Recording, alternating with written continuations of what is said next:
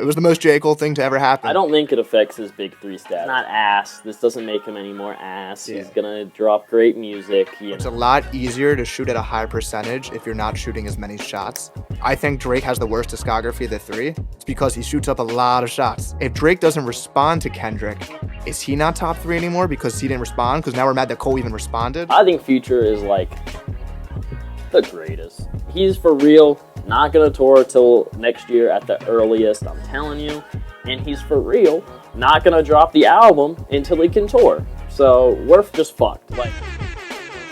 Welcome back to the Sound-Centric Podcast. I am your host, Adam Dash, a person who has been very sad this weekend because his GOAT has been taking a lot of shots. But today, I'm joined by one of my favorite people on Twitter, Instagram, YouTube person who's making some of the best content out there, especially if you like that opium rap, if you grew up on Logic like most of us did in this rap game. Bryce Fitz, welcome to the show. What's up, guys? My name's Bryce Fitz. I'm basically everything he just said. We're in this bitch again. Was this our third one? Yeah, doing it together? You have now officially become the leader of being on the show as a guest. It was you and Chris Patrick tied, and he was going to come and do an interview the other week, so I was going to say he was going to take the lead, but now you have taken the lead back. Well, haha, Chris. Get fucking ratioed. Yeah. So, as I said, this weekend, troubling for me. I've been, that Jon Snow meme where he has the sword and he's going against everyone from that episode? I felt like that on Twitter today, trying to defend someone who, I will go on a huge rant in a second, but I want to get your take on this first, to lay out what happened to people who are, I guess, not on the internet. So this weekend at Dreamville Fest, J. Cole's annual festival, he performed on stage where his microphone kept not working, and he kept bringing on guests on the stage, and they did down bad, and not a single word was heard, which was a separate issue. And then Cole starts doing his speech, and I was scared where it was going to go, and it went exactly where I thought it was going to go. It was the most J. Cole thing to ever happen. Jermaine said that his peace was affected this weekend and that he was shaking in bed at night hearing Kendrick ad-libs in his head and was waking up in cold sweats. And, yeah. Waking up and it's just yeah. And J. Cole apologized, saying that it wasn't in his heart to make those disses. I don't think that takes away from some of the disses that he did land that I thought were good, such as you drop one hot verse every 30 months. Kind of facts, because Kendrick doesn't drop that much. So I thought that just was fine. And he said your hands are too short to box with the God. Fine. That was fine. Going at his discography, bad idea. I don't know how anyone in the studio let him do that. So he retracts what he said, basically saying, like, I feel bad because that's my boy. And that's what I thought the whole time. I thought he never had to respond for that reason. Or if he wanted to respond, he could just do more like, I'm the best rapper right now. So he took back what he said, and now people are trying to say that he is no longer in the big three. I have a very passionate argument against that. But tell me what your reactions were to Cole saying this. Do you think this affects his big three status or just his current hype? All right. So this is how I feel. J. Cole, like you say, he does the most J. Cole thing ever. I don't think it affects his big three status, because when I look at the big three, I look at, the most influential, biggest artists within, when we say big three, we're really talking about hip-hop as a whole, yes, but there's so many subgenres of hip-hop, and they're kind of from the older generation, so it's like as far as like lyrical hip-hop, that's the big three. Yeah. That big three isn't getting touched in terms of longevity, creativity, lyricism, influence, long-lasting impact. I mean, that's iconic. Yeah. Those three artists are put together for a reason, and I think a lot of that has to do with just the time period. They all pretty much came in the game almost around exactly the same time. Long era. Very within years of each other, barely. So that whole thing, I don't want to say it pissed me off because I don't care. Like, I really don't. But it's like, dude, I already thought the diss wasn't that good. I actually like the song. I think it's a hard song. Light work, like it's PWC. Yeah, it's fire. Yeah, it's hard, but I agree with pretty much everything you took apart with it. Going at his discography, why? Also, I understand he was going at 4 albums in 12 months and then the one hard verse every 30 months. I get he's just trying to be funny, but it's like, is it really a diss to be like, you only put out quality and not quantity? Is that really a diss, man? So that part I didn't like. And at the end of the day, someone like me who has issues with the diss, if anything, I should be happy that he retracted it. You know, like I Yeah. should be happy that he was like, okay, this wasn't good. I'm just not though. I was like, why? At least stand on it, Yeah. man. Even if I disagree, like at least stand on it. But I think Cole is gonna be fine. He's not ass. This doesn't make him any more ass. He's Yeah. gonna drop great music. You know, Kendrick Lamar is probably gonna say something eventually about this one day. I mean, it's just a matter of time. And Cole kind of gave him ammo to kind of have a slight, even Yeah. if it's not like a disrespectful thing, and he's being joking. It's still going. It's still ammo. Yeah. So I think Cole kind of shot himself in the foot, but I don't think he really cares. Yeah. I think when Cole said that he was like having trouble sleeping, I think that he thought maybe the discography disc would hit harder for people and was like, oh, they all love his discography and so do I. Like that was a bad line because that was crazy. I don't know how anyone in the studio. I know he was trying to interpolate Hove with Takeover, and that was just the wrong line to take from that song to use at Kendrick. It's like the one thing you can't come at Kendrick for is his albums. Yeah, definitely. Especially like J Cole. I fucking loved. I mean, I have paintings of him behind Yeah. me. I love J Cole, man. Someone just to But you're just. I'm sorry to interrupt, No, but the you're discography does not match up. It just is not. It's not on the same. it's level. hard. It's not. I live by saying this. And I don't. This is not like a slight at Kendrick, but it's a lot easier to shoot at a high percentage if you're not shooting as many shots. Which Yep. maybe that's why he went into that. Let me just release quality music. I think Drake has the worst discography of the three. It's because he shoots up a lot of shots I and agree. debated. And I like Drake. Yeah, I love Drake. Yeah. But I agree. And so I have a little rant to go on because I see so many people who maybe have just been haters of J. Cole who've been waiting for a moment. Because right now it's really cool to hate Drake. It's always been cool to hate Drake. And right now it's cool to hate Cole. And someone tweeted this to me. It's facts. I don't love J. Cole as my favorite artist ever because of his battle rapping. It's because of songs like For Your Eyes Only or Change or all of Forest Hill Drives or all Friday Night Lights. It was never I love his rapping. I think he is one of the best ever at the skill of rapping. But that's not why I love him. And you love Kendrick because he's good at skill rapping, but he makes really beautiful albums, really catchy music that has a deep message in it. And so this is the argument I've been saying to people. So people are like, oh, he's not top three anymore because he lost to Kendrick.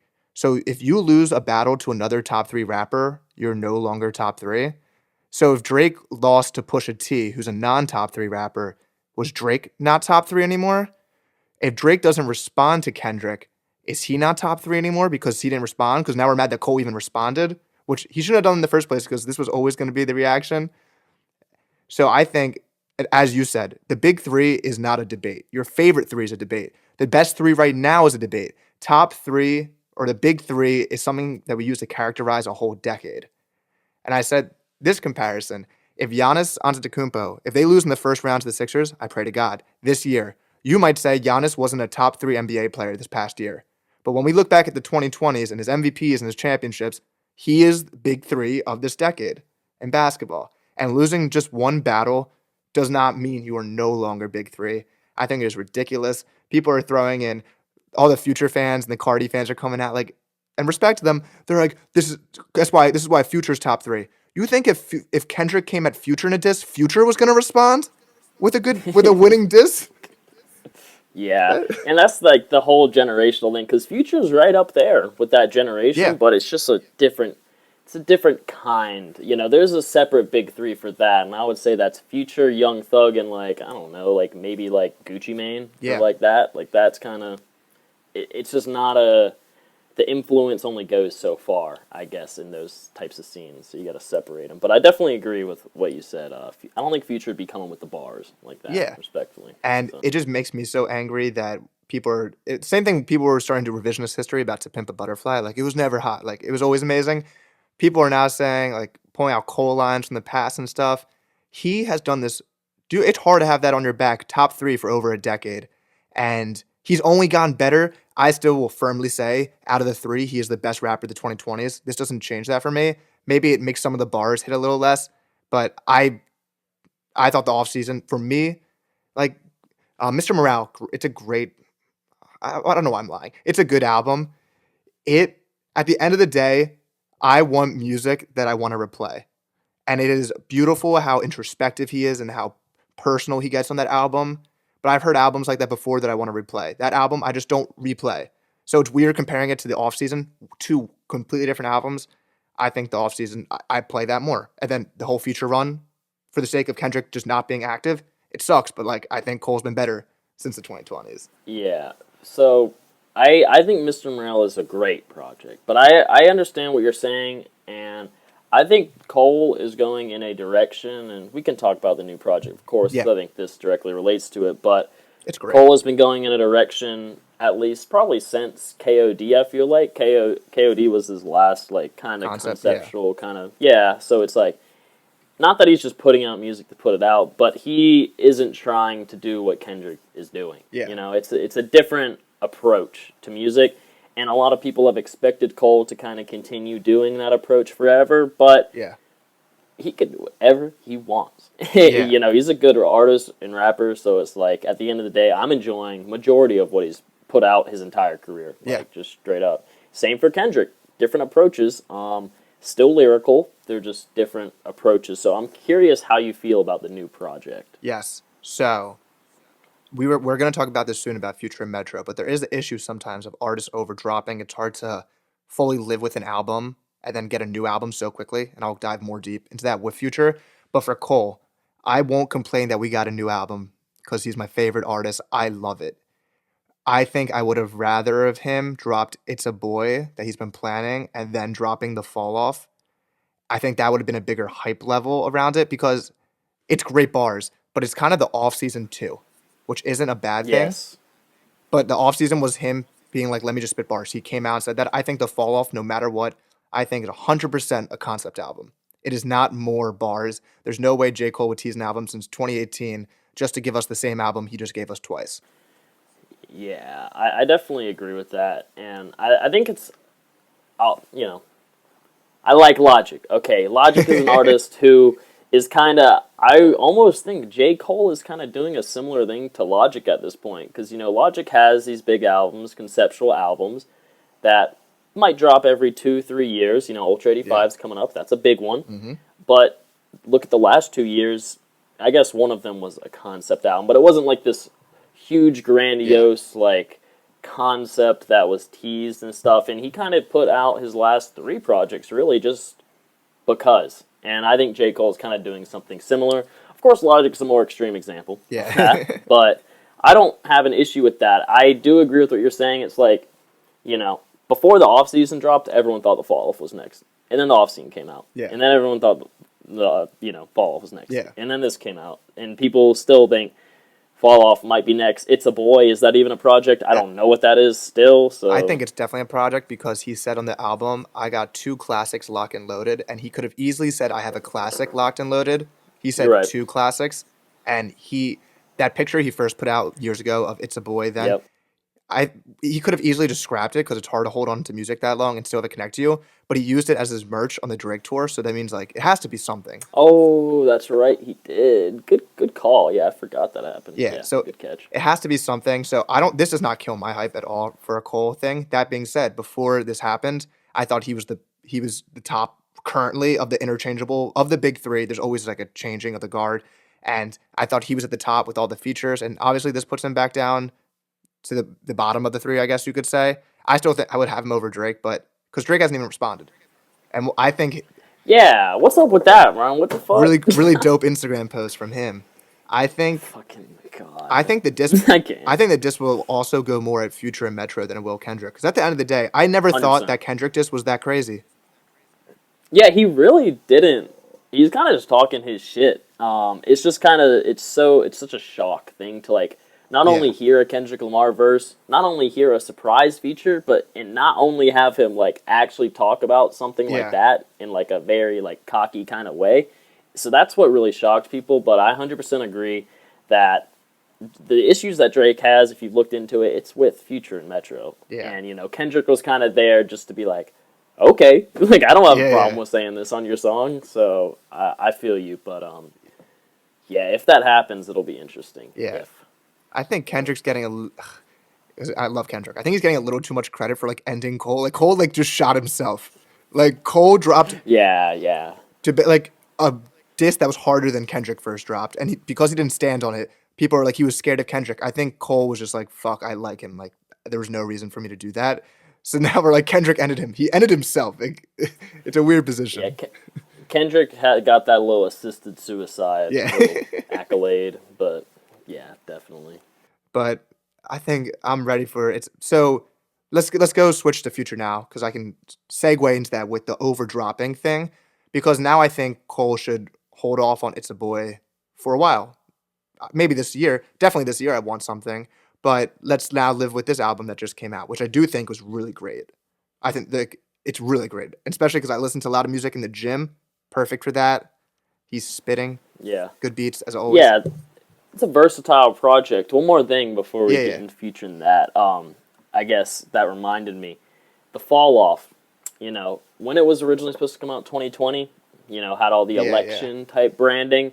Do you think he's gonna continue the election type stuff? Because Ooh, that's this year. true. That is this year. So either I feel like he's gonna scrap that whole theme. Honestly, I think that's all. So Because I don't think it's dropping this year. he says in the song, I think it's on Trey the Truth, second to last song, he says how it's difficult to hold music. And I've said this on the podcast before. He's teased this as 2018. I can't imagine songs that he made in 2018. He's making new music probably every single day. It's like, I know as an artist, and I'm sure it's even bigger on his level, you keep getting better and you keep not liking the stuff you made years ago. So I think he's honestly held this for too long. And I'm sure he's faced that issue because you keep tweaking things. And at a certain point, just drop it or scrap it and start a new thing. So I think he's running into that issue maybe. Yeah. I also thought if Kendrick came out at the Dreamville Fest, I think this wouldn't even be a thing. It'd be like, they're boys. That would be. I thought that's what was Oh, that going to would have been happen. awesome, bro. That I didn't even think about that, but it would have been awesome. Because That would have been sick. it's like that meme with Squidward looking out and seeing SpongeBob and Patrick run. Like, I thought what Cole Yeah. and Drake were doing was so sick. They dropped 2 songs together. They went on a tour together. Like, that's what I want from the big 3. The competition's cool. Yeah. But, like, I think it's so much cooler for hip-hop when they're collaborating and being boys. So I think I agree. Kendrick is, like, just angry in the side. Like, yo, you can make a song with Cole, too. And you can go and we will love it. So, Yeah. how do you feel? New album next week, I think. This week, This- I don't even know. This week, We Still Don't Yeah, Trust right. You is the name of it. Maybe I got the wording wrong of that. We Still Don't Trust You. And No, that's right. Yeah. so the first album comes out, and low key, I see way more talk about a Kendrick verse than any single song on that album. Cardi dropped on it too, so Yeah. I'll disagree. I'll disagree Maybe to. we have different You're Twitters. right. We've different You are right. timelines. Yeah, you're 100% right. But the Cardi stuff still amplifies your point. A lot of people were talking about the Cardi stuff Yeah. too, so it still. I don't, You know. and this might just be my timeline. I don't hear anyone talking about this in album of the year discussions. I don't hear people talking about songs that are so crazy. And I thought the rollout was really sick. And when they first announced it's a double album, it's like, whoa, sick. I don't know how many songs are on the first album. It's probably 20 plus, I think. Yeah, it's somewhere. I think it's like 18 or 17 or something. But yeah. And you have, in my opinion, you have to give people the time to live with an album, experiences with it, fall in love with it, go on vacation with it, experience life with it. Because that's how you get some of my favorite albums. Might not be like the best albums ever, but I was on a trip with my friends when we first listened to it, and it made me fall in love with it. And some fans are reactionary and will be like, that's album of the year right away. And then the next album comes out that you were really anticipating. Then you're like, it's album of the year again. And 1 month is not enough time to digest 20 plus songs, find my favorites, play it to the ground, get a hit song on the radio, get the music videos out. And it sounded cool at first, and now there's a new album coming out. And what if this new one's way better? Let's say best case scenario, it's way better. Then I'm never playing that first album again because I just got 20 new songs that I liked more. And Yeah. Future fans might think differently. I'm not specifically a Future fan. I like my best case scenario for me is I like a few songs on it. I can play in my gym playlist or like a pregame playlist when I'm going out with friends. And I thought it's just too much music to drop so fast. Okay, so I agree. Now I'll say I think Future is like the greatest. Like outside of lyricism, the greatest. Like him and Thug, it's like you don't get much better than that for what they're trying to do, in my opinion, especially being at the age that they are both at. But specifically Future, I agree with most of what you said. I like the album a fair amount.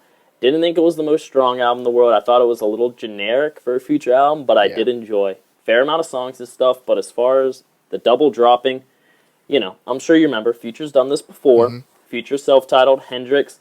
that worked, and those are two albums that still get talked about today, and it's because the self-titled album, iconic, hard as shit, has some of his biggest songs on it. Is that and it's Mask just Off a slapper. on that? Yes, Mask Off's on it, yeah. And then Hendrix, also remember, it still has big songs on it too. Not as big as the first one, but people remember it because it was a lot different than the first one.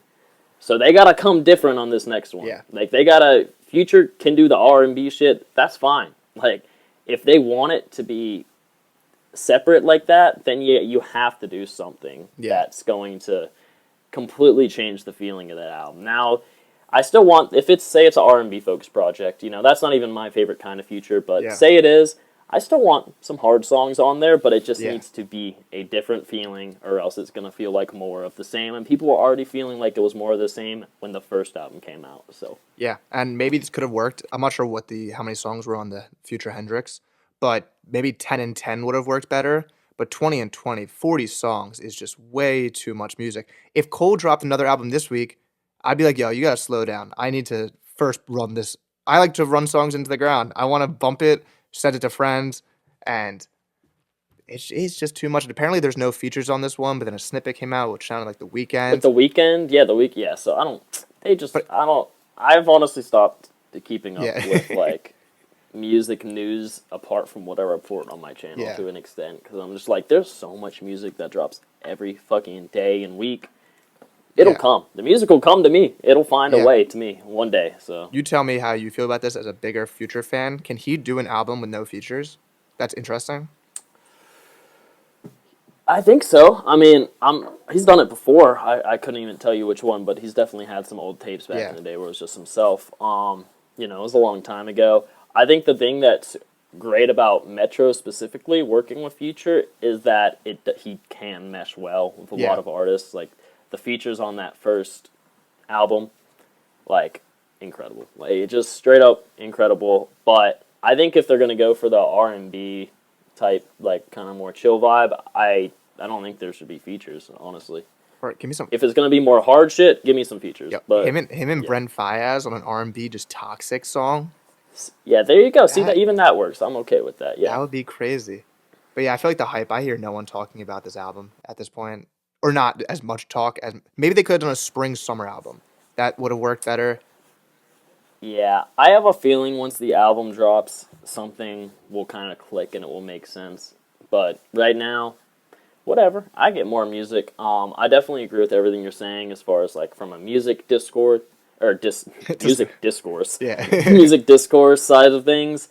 It's just the internet, man. People have no attention spans and shit. They don't like to sit with albums, and they're not like us. So it can be annoying on that, but at the end of the day, music is a selfish thing that we can enjoy whatever we want, however we want, wherever we want. So that's just how I try to look at it. Yeah. And this is quickly back to the J. Cole thing. I saw a clip before we started of Maul from Rory and Maul talking about, I can't listen to J. Cole anymore. I'm ripping down the posters.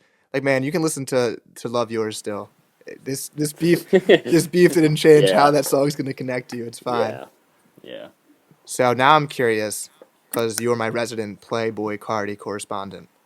He dropped some songs. I haven't loved the deep voice vocal, but it's cool. He was dropping music, and he got a Camille. This is the most active it seems like he's been recently. And then he goes ahead and cancels a tour that you promised me would start. I think you said January. How are we feeling? All right.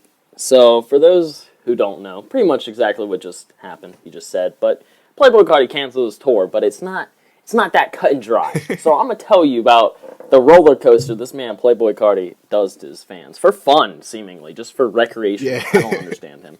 But all right. So it's like December, late November, early December. I think it's December, and Carti's like, dropping music, baby. I'm gonna drop this song out of nowhere. Fiend's been going crazy. He fucking hits up DJ Academic. DJ Academic's like, album in January. I promise. Tour was supposed to start, or I jumbled. See, this is how long it's been. I jumbled the whole dates up, bro. It was like the middle of the summer. Carti was like, all right, I'm touring. I'm starting in September.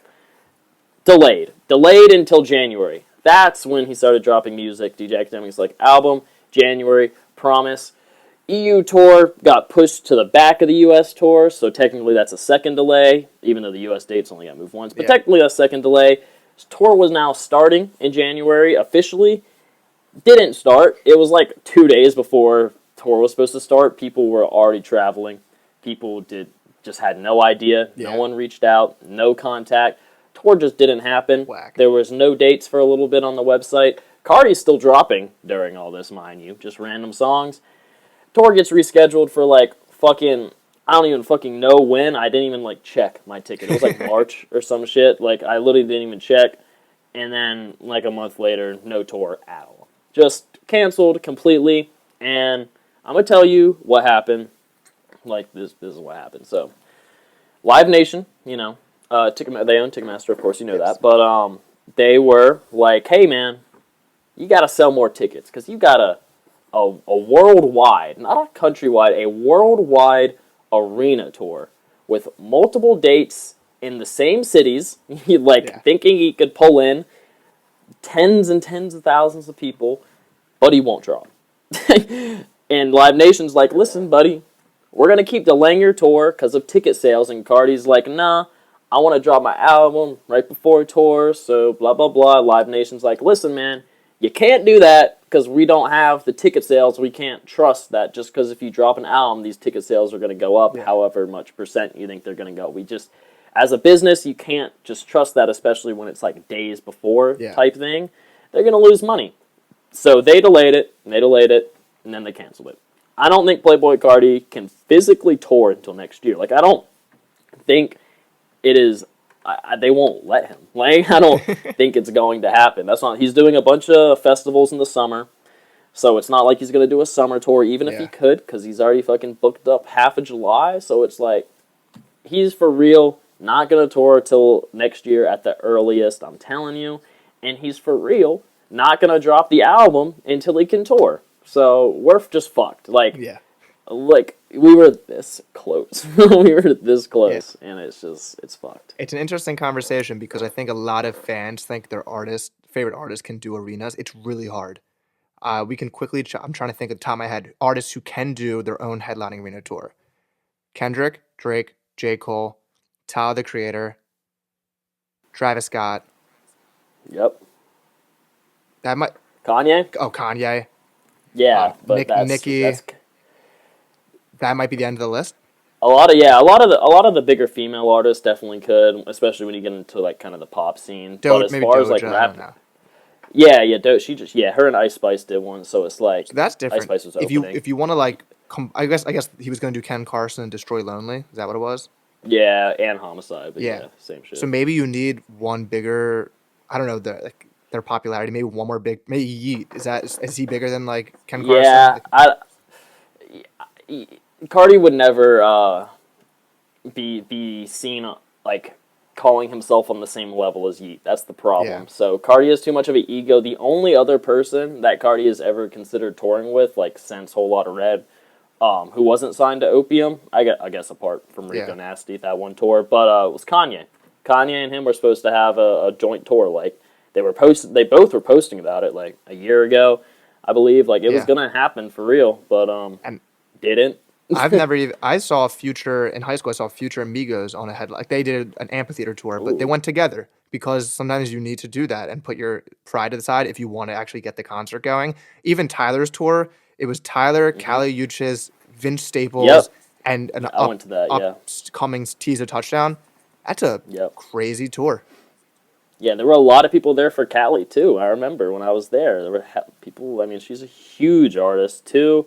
Other people I've seen in arenas, like you said, Travis Scott, he can do it. Of course, Drake and J. Cole, even they're touring together, man. Yeah. Like, they could pull the same kind of numbers alone, but they're still doing it together. Yeah, and it's sick. So that just tells you, respectfully, Carti, I love you to death. Like, even Future can't do an arena tour without support from, like, other people. Yeah. Like, and Future is way bigger than Carti by a lot, so...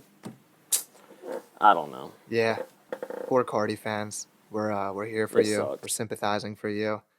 That's why I said this a lot, but it used to be like I thought Tyler the Creator was the best person to be your favorite artist because he dropped every 2 years, went on tour every other year before that album that he did. And last year he took a break, but he dropped The Estate Sale, which some people have as their album of the year, and it was just a deluxe. But right now, until this weekend, being a J. Cole fan was really lit right now. He was dropping so much, everyone was dick riding him. It was awesome. Yeah. Well, shit happens, man. He fucking does the J. Cole thing where he's too humble, and now he's fucked up now. Kendrick said, when shit hits the fan, are you still a fan? He's still a fan. That's true. He did say that. I am, Jermaine. Don't you worry. So now, before we talk about anything else, we like to do our weekly playlist title. It's a way for us to highlight an artist who we've been bumping this week and just talk about how we're feeling. So, Bryce, who was highlighting the playlist? All right. So, I got my boy, Young PG, highlighting the playlist now. Young PG is a very, very underground artist. He's from South Carolina. I was scrolling on Twitter one day, and I saw, this was like a year ago, I saw like some cover art. I just thought the cover art looked cool. I didn't even read the tweet. I don't even know who tweeted it. I don't know what it was, but I was like, that's a cool cover art. I have some time on my hand. I'm going to listen to it. Quickly became, like, this man at that time had like 100 monthly listeners, like, became one of my favorite artists. Like, I was like genuinely astounded that this man like was unknown. Yeah. I reached out. We've been friends for a while now. He just dropped his new album. It's called Fly Shit Oldie, and the song choice I have here, it's called Pay the Price.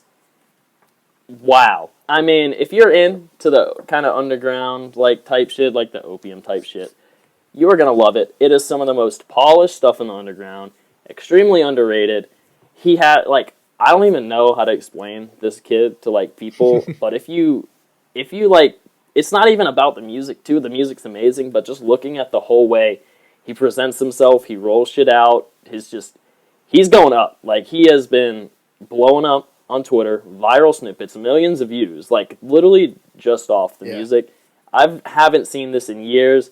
So I'm going to give this playlist title, Keep Chasing, man. Hey. I literally saw this guy, and he was respectfully a nobody, and the kid's 19, and now he's just, I'm not saying he's, like, going to be fucking the next Drake, but as far as the underground, I've never seen natural growth like this, because he don't do promos. Yeah. Every time I post him, it's free. Like, he don't be paying these pages to post him. He literally is just fire. Pay the Price is the song. Check in. It has a beat switch, and it's one of my favorite beat switches I've ever heard in my entire life. Not even glazing. He's that good. I love that. I love that the album cover drew you in because, people, your covers are important. So important. If you're throwing a tweet under one of our tweets with your link, that's the first thing eye-catching. If you're not going to post a video of you doing the song, like, that's the easiest way to get someone to click play. And to keep up with your Keep Chasing title, I'll use that for mine, too, because this song I'm about to shout out has that theme. So my guy Ruben Vincent just dropped a new EP called General Admission, and there's a song called Grand Cherry Remix with two fellow friends of the show, Suave and Chris Patrick, on the song. Yes, sir. And it is such a beautiful introspective song from all three of them, talking about Chris talking about his deal falling out with a record label and having to fix that with his team. Suave talking about, like, it's okay to take that label advance. Like, no one's independent in this. That was a line he said, which is true. That meant you have family, you have friends around you. Like, you might say you're independent. It takes a village to do this shit. And talking about how they were all down on their luck at certain points.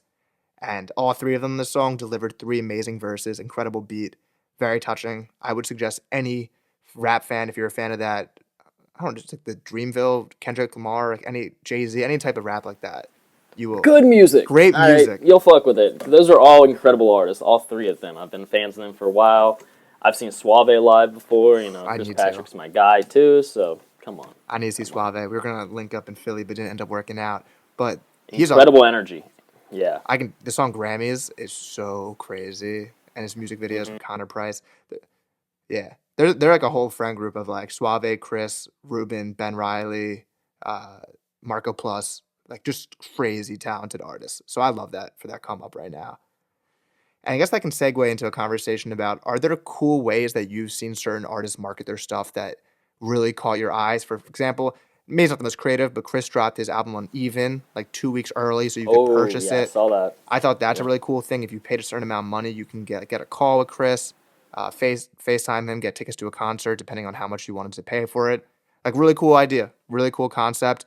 I thought that Concrete Boys, their music finally clicking for me. Their voices weren't clicking before. Good, Good good. now. What an incredible rollout. I guess it wasn't crazy creative, but the way that they had like one videographer and the beats to be a certain way, really cool rollout. You posted right before this the Tiara Whack giant balloon that Ice Spice did. Another cool thing. So I love seeing artists who find a way to show their personality and or just get creative. I saw someone who's building an album with their fans and letting the fans pick the final track list with him and picking like who they want featured on a song and that person reaching out. So that's been cool.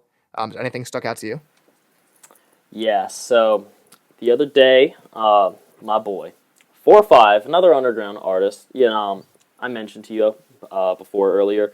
I'm going to a show. I got 2 shows with him this week, Hey. all access passes and stuff. I don't say that to say it. I'm saying that to say, like, the rollout for his project. This man has, him and his manager, some of the most hardworking, creative people. His manager's name's Heiko. Shout out him. They just are on the forefront of fan interaction, not just like lazy fan interaction. Yeah. I'm talking like they got a group chat. They invite you into the group chat. They will gas your shit. They will support you, even if you're just like a normal person. You post like a fit pic, like they will support you. And they'll send their stuff in there, and they'll be like, okay, flood the comments. But they will make an effort to talk to you regardless who you are.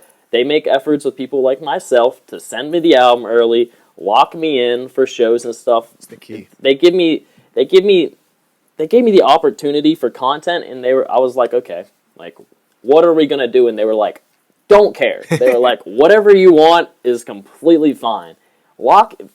Artists, connect with your audience, build a community, be respectful, be kind to one another, and it's like you can really have a family of people that are gonna sit here and support you, and it's like curating a following like that, those people are going to fuck with you forever. Like, if they have a personal connection with you, it don't matter if you fell off. They will fuck with you forever. Too many mysterious artists out here.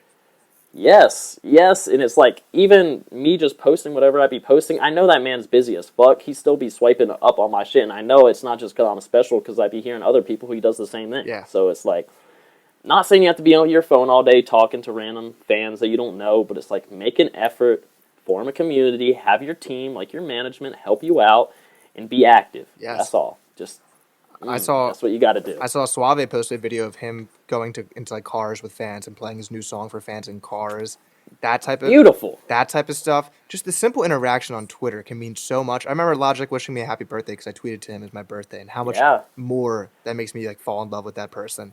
And I think some artists, maybe it's an excuse. They're like, I just don't want to be on social media and giving out my entire personal life. No one's asking for that.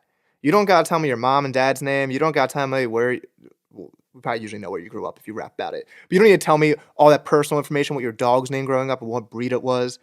But you can respond to a fan who says, like, I love the new album. Just respond, be like, thank you, bro, so much for listening.